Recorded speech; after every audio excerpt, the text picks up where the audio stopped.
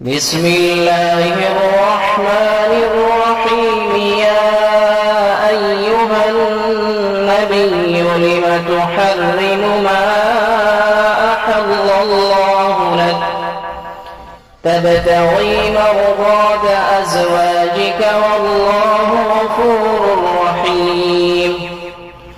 قد فرض الله لكم تحلة أيمانكم والله مولاكم وهو العليم الحكيم.